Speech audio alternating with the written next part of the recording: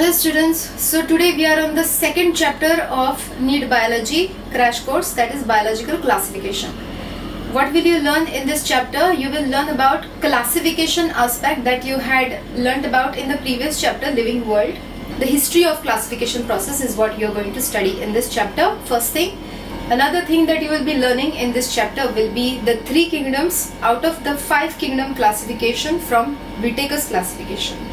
The 3 kingdoms that you will be studying in this chapter will be Kingdom Monera, Kingdom Protista and Kingdom Fungi. For Kingdom Plantae you have another chapter. For Kingdom Animalia you have another chapter. So shall we begin with classification and the history of classification. So let us start with classification. What is meant by classification? Classification is the process of grouping of organisms into categories based on similarities and dissimilarities. Classification is the process of grouping organisms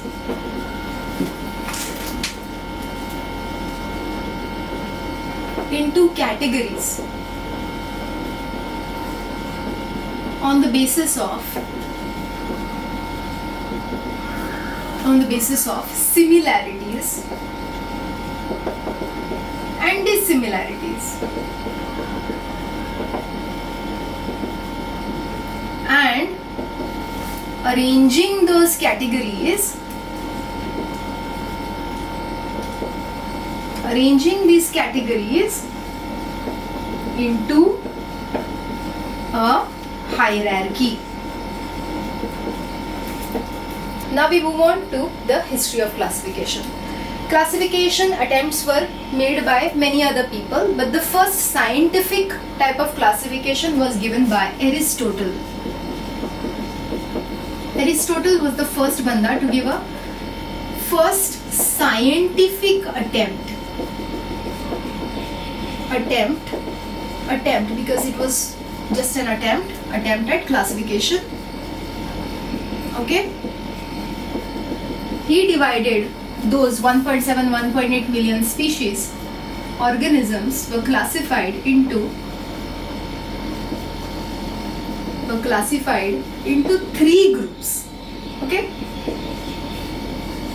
he classified those organisms into 3 groups. Which groups were they?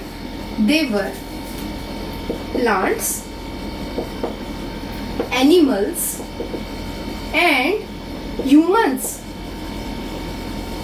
Plants, animals and humans. For humans were not classified into animals, they were separately placed. And this classification was based on very simple morphological characters.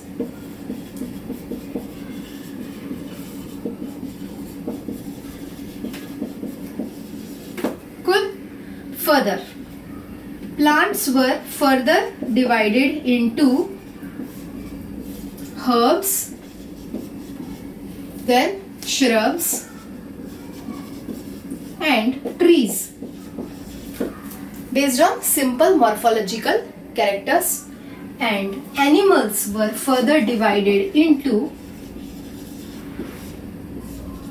2, anema and enema, which mean non-red blooded and red blooded organisms. Okay, anema, enema, and then there was the humans category. So this was Aristotle's classification. Obviously it was thrown out of the window, and then came Linnaeus. Right? What did Linnaeus do? Linnaeus did a proper classification of organisms into 2 major groups, and those 2 major groups came to be plants and animals. Let us see. So he classified all those 1.7, 1.8 into 2 groups. Plantae he called that group, and Animalia. These were the 2 groups that were created by Linnaeus. and he called this classification as the two kingdom classification. For grouping all those organisms into these two groups, he considered certain criteria. The major criteria for classification was presence or absence of a cell wall within the organism. If the organism has a cell wall, it was placed in Plantae. Okay, so according to him, the Plantae had a cell wall and Animalia did not have a cell wall. This was the major criteria. You can write down, this was the major criteria. Other than this major criteria, there were other criteria like locomotion. Plants do not have locomotion. If the organism shows locomotion, it was placed in Animalia. Then other criteria like mode of nutrition. Okay, plants do not eat and animals eat. If the organism eats, it was placed under Animalia, and if the organism did not eat, it was placed under Plantae. Other criteria included criteria like response to stimuli.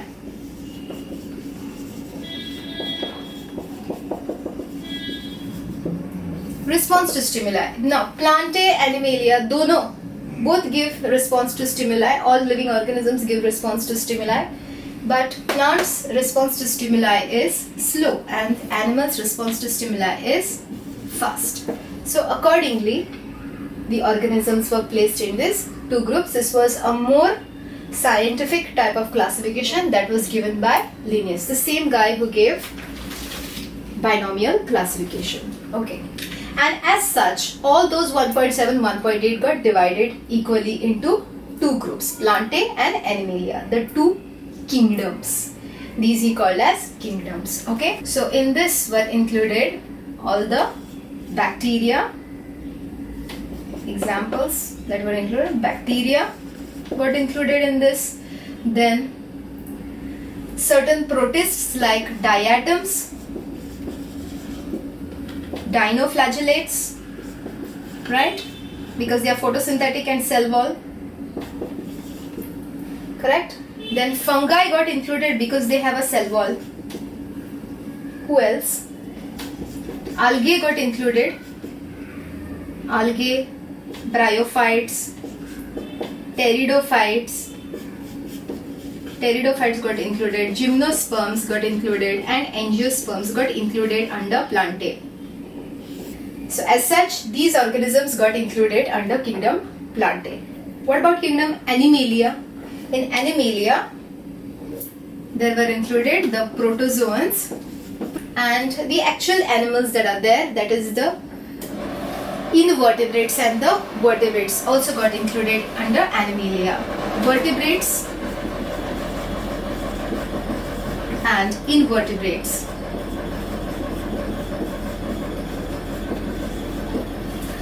Got it? So as such, those organisms got classified based on the presence of cell wall and absence of cell wall, okay, and the other criteria. Now let us have a closer look at this classification, at this two kingdom classification. So if you look closely at this classification, it looks fine from here, it looks alright. However, there are some major drawbacks for this classification. There are certain drawbacks to two kingdom classification. What are the drawbacks? Number one, does not differentiate between prokaryotic cells and eukaryotic cells. Prokaryotes, bacteria, are prokaryotic cells, and all the rest of over here in plants, they are eukaryotic cells. They are eukaryotes, and this is prokaryotes, which are so far behind in the evolutionary process, and they are so different from the rest of the eukaryotes right here. How can they be placed along with the others in Plantae? They had to be separated. They had to be kept in another group. So this kingdom did not differentiate between prokaryotes and eukaryotes. did not differentiate between prokaryotes and eukaryotes. It did not differentiate between unicellular organisms and multicellular organisms. Okay, look over here also. The unicellulars, protozoans are all unicellulars. The unicellulars are placed with the multicellulars, just like that. Unicellular means it is very behind in the evolutionary process, and multicellular means it is very far ahead. How can the unicellulars be placed with the multicellulars, just like that? Over here also, along with the prokaryotes, these unicellular organisms like dinoflagellates, diatoms have been placed with the multicellular organisms over here. Although there are so many differences between these and these, so that is not proper. Did not differentiate between unicellulars and multicellulars. Then it did not differentiate between autotrophic organisms and heterotrophic organisms. How can fungi be placed along with plants over here? Because fungi are all heterotrophs. Okay, fungi are all heterotrophs. How can just because it has a cell wall, it has been placed under Plantae. However, it is a heterotroph. How can heterotrophs be placed under Plantae? Plantae are supposed to be autotrophic. Okay, so that was yet another problem. Phototrophic organisms. Let's write autotrophic. Autotrophic and heterotrophic. Did not differentiate between autotrophic and heterotrophic also. So these were the drawbacks in this two kingdom classification. So therefore, next guy came. His name was Ernst Haeckel, and he separated certain organisms from this and placed it in the third kingdom and gave us the three kingdom classification. Three kingdom classification.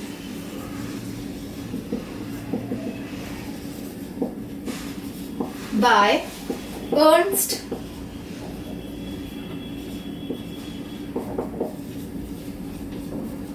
Haeckel gave us the three kingdom classification, and he made the third kingdom, gave Protista.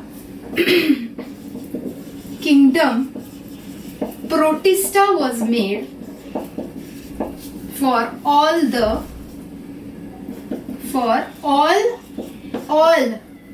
unicellular eukaryotes. From these two kingdoms, all the unicellular eukaryotes were picked out. Okay, that will include unicellular eukaryotes. That's why diatoms are taken, dinoflagellates are taken, bacteria are not taken because they are unicellular prokaryotes. Okay, and these are unicellular eukaryotic organisms. That's why diatoms were taken, dinoflagellates were taken from here and placed under kingdom Protista. He also took protozoans from here and placed them under Protista. Aren't they there in Protista? Yes. Unicellular eukaryotes, and now this included diatoms. Okay, dinoflagellates. Then protozoans were also included. But were also included. He also removed certain plant cells also from algae. Unicellular plant cells from algae were also taken because they were unicellular eukaryotes. Okay, and they were chlorella and chlamydomonas. Chlorella and chlamydomonas, which are actually unicellular eukaryotic plant cells. Okay, they were actually plants, but they were removed. These are both unicellular plants. Okay, they were also taken and they were placed under here. Okay, so their fate was sealed in kingdom Protista. So till now, three kingdoms were formed. Then kingdom Protista were formed. Okay, as such Protista was formed, and then we had Plantae and then Animalia. This became the third kingdom. As such, three kingdoms were made. Fine. Was this classification fine now with these guys removed? Did it look fine? No. it still had issues. What are the bacteria doing in here? Bacteria are prokaryotic cells. How can prokaryotic cells be classified along with eukaryotic cells? Okay? Prokaryotes cannot be classified along with eukaryotes because prokaryotes are very far behind in the evolutionary lineage. They are very backward. As such, what happened? Yet another kingdom was formulated. Okay, there came a guy जिसका नाम था Copeland. Copeland gave us 4 kingdom classification.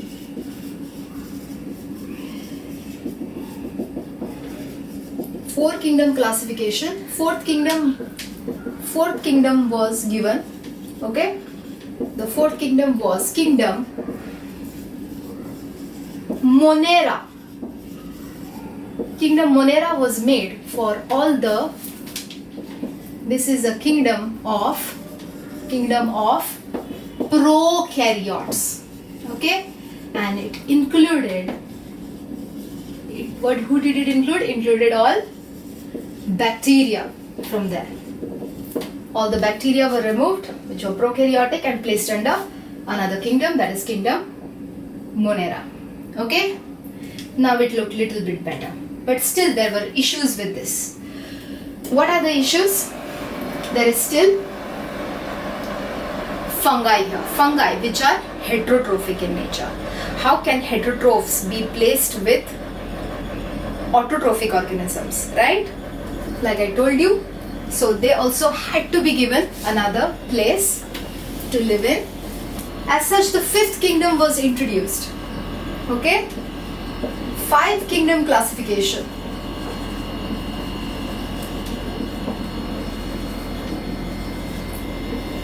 The 5th kingdom was made. The 5th kingdom became kingdom Fungi, and this classification was given by Whittaker. Okay, this is more popular kind of classification. This is followed in NCERT.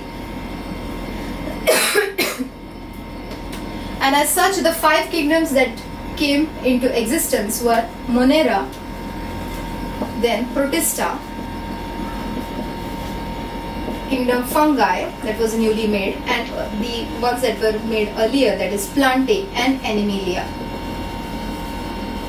However, point to note is that until the period of 5 kingdom classification also, Chlorella and Chlamydomonas, which we discussed about, and Chlamydomonas, which we discussed about, were still present under Protista, still present in Protista in Whittaker's 5 kingdom classification. After that, whatever classification system came, that was the 6th kingdom, which we'll be doing now. In that, these have been placed back again in kingdom Plantae under Algae. The Chlamydomonas and Chlorella have been placed back again in kingdom Plantae under Algae, and you will be studying them in kingdom Plantae under Algae. Okay, the 4 kingdoms at this level are kingdom Monera, kingdom Protista, kingdom Plantae, and kingdom Animalia. Okay, and at the 5 kingdom classification level, these are the 5 kingdoms. So as such, the 5 kingdoms were birthed, that is kingdom Monera, kingdom Protista, kingdom Fungi, Plantae, and Animalia. The criteria that were used by Whittaker, like how Linnaeus had used these particular criteria, the criteria that were used by Whittaker were: number 1, cell structure, whether prokaryotic or eukaryotic cell, then body organization, whether unicellular or multicellular, then mode of nutrition,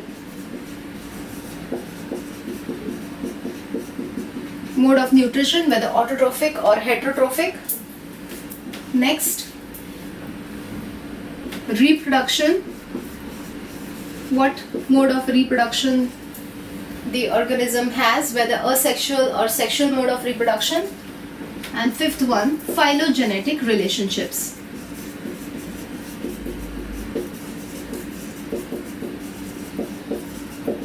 These were the criteria that were used by Whittaker.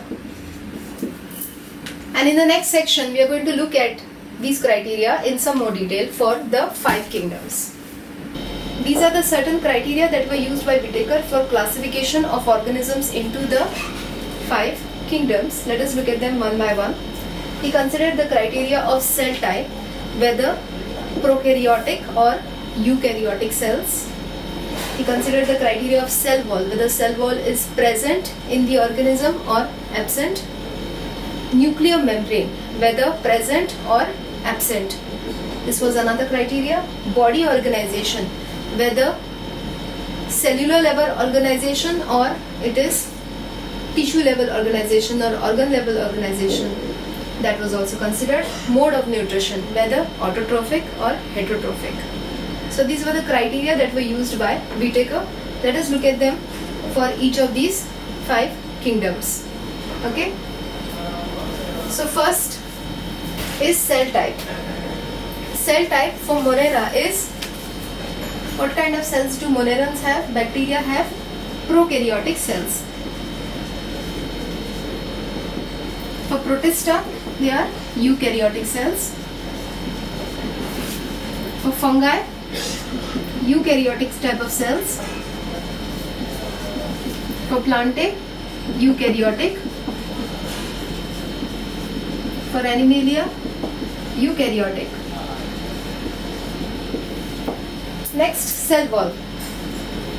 You know, some of these organisms have cell wall, not all of them have cell wall. Okay? You know, plants have cell wall, right? In plants, cell wall is present and it is cellulosic in nature, right? Some of these other organisms may also have cell wall. For instance, in bacteria, that is Monerans, cell wall is present. Cell wall is present. However, it is not made up of cellulose. It is made up of another substance called as peptidoglycan. Is cell wall present in Protistans? In some Protistans, cell wall may be present in some. Okay, and if it is present, it is made up of cellulose. In fungi, it is present and it is made up of another substance called as chitin. Neither cellulose nor the peptidoglycan is made up of chitin. In plants, it's present cellulosic, and in Animalia, it is absent. That is about the cell wall. Nuclear membrane. Is nuclear membrane present around the nucleus in all of these cells? In Monerans, nuclear membrane is absent. In Protistas, and the rest, because the rest are eukaryotic cells, nuclear membrane will be present. Only because in these are prokaryotic cells, so nuclear membrane is absent. Body organization. Monerans show cellular level organization. Protistans also show cellular level organization. In fungi, there is loose tissue organization.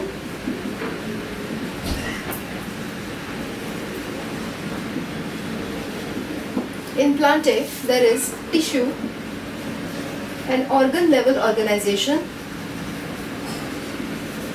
In Animalia, there is tissue, organ level and organ system level organization.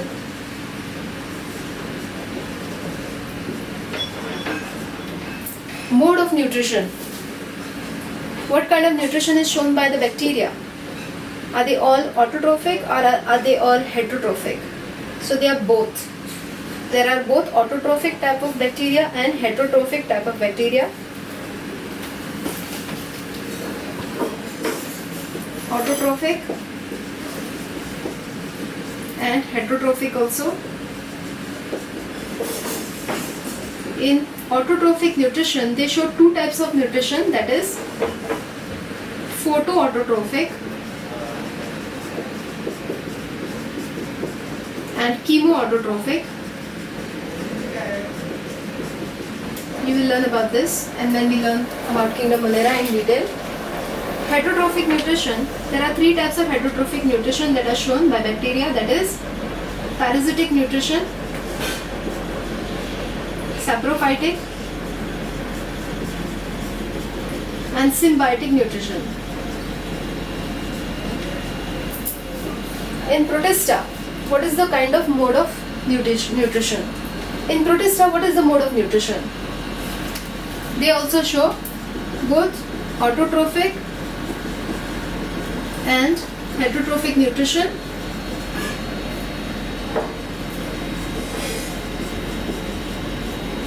Some protistans are autotrophic, some protistans are heterotrophic. That's what it means. And in autotrophic, they show only photoautotrophic. No chemoautotrophic. And within heterotrophic, they show the 3 same as bacteria, that is parasitic, symbiotic, and saprophytic nutrition. Next, in fungi, do fungi show autotrophic type of nutrition? No, they show only heterotrophic. Only heterotrophic. And within heterotrophic, they show 3 kinds, that is parasitic, saprophytic, and symbiotic. Same as these. And out of these, the saprophytic nutrition is the highest. Within Monera also, heterotrophic nutrition is the most highest, and out of which saprophytic nutrition is the most highest. Saprophytic nutrition is the highest. Alright. What about Plantae? What kind of nutrition do they show? They show only autotrophic nutrition. And within the autotrophic nutrition, photoautotrophic is the only one that they show.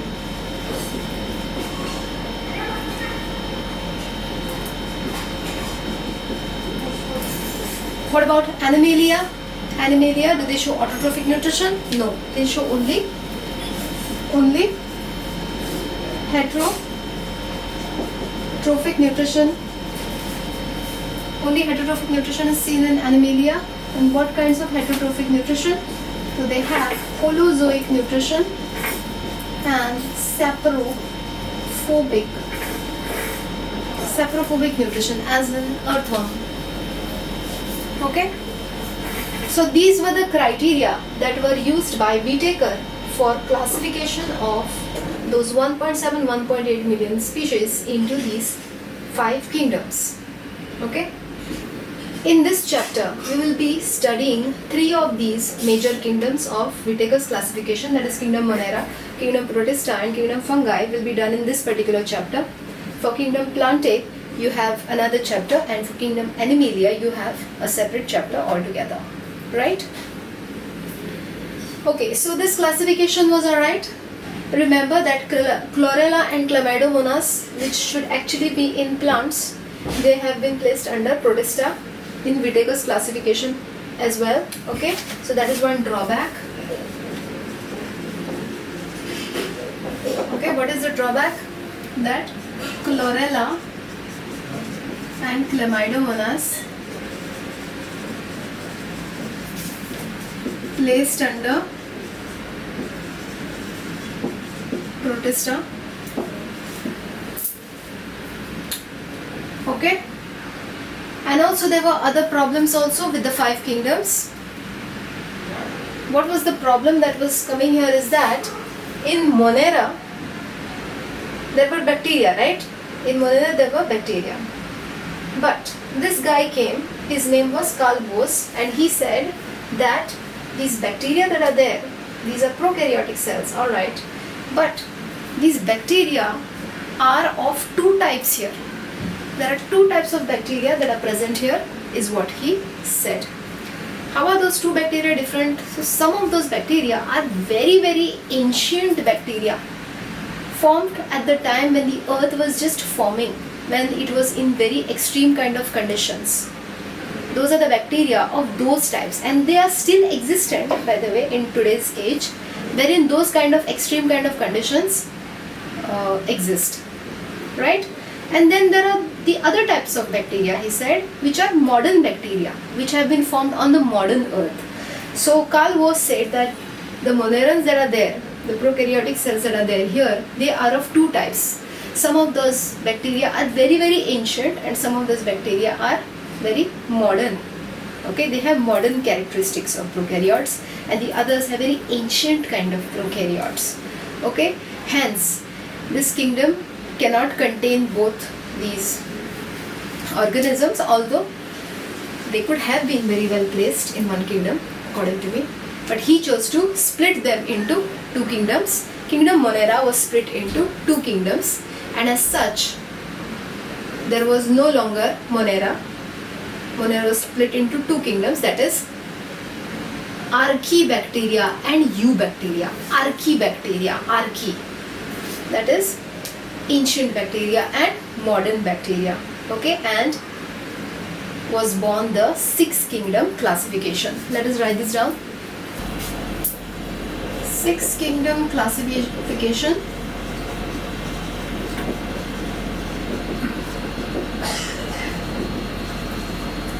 was given by Carl Woese. What did he do? Kingdom Monera was divided into two kingdoms, that is Archaebacteria and Eubacteria. Okay, and as such the six kingdoms came to be Archaebacteria, Eubacteria, which were originally present in Monera. Then Protista remained as it was, Fungi, Plantae, these kingdoms remained as they were, and Animalia.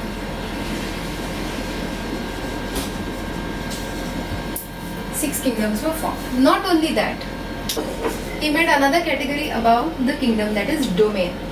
And these six kingdoms were placed under three domains. Protista, Fungi, Plantae and Animalia fell under one of the domain, which was called Eukarya. This became one major domain carrying four kingdoms. Eubacteria were placed under one domain called as bacteria, and Archaebacteria were placed under one domain called as Archaea.